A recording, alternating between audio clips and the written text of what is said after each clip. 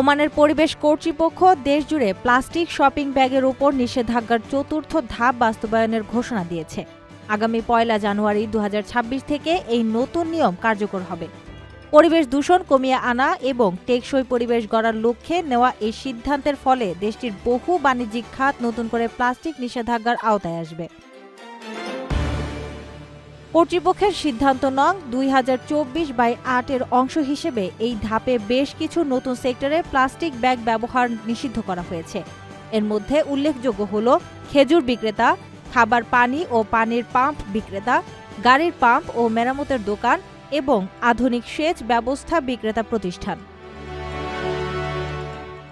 এছাড়াও নার্সারি, কৃষি সামগ্রী, পোষা প্রাণী ও পাখির দোকান, নির্মাণ সামগ্রী, পশু খাদ্য, শস্য ও কীটনাশক বিক্রেতারাও এই নিষেধাজ্ঞার আওতায় পড়বেন।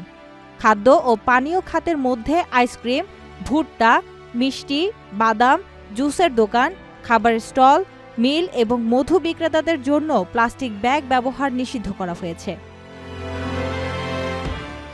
পরিবেশ কর্তৃপক্ষ জানিয়েছে, ওমানকে একটি পরিবেশ বান্ধব রাষ্ট্র হিসেবে গড়ে তোলার প্রতিশ্রুতির অংশ হিসেবেই এই পদক্ষেপ নেওয়া হয়েছে। আইনের আওতায় থাকা সকল ব্যবসায়ীকে নির্দিষ্ট সময়সীমার আগেই প্লাস্টিকের পরিবর্তে পরিবেশ বান্ধব বিকল্প ব্যাগ ব্যবহারের প্রস্তুতি নেওয়ার আহ্বান জানানো হয়েছে।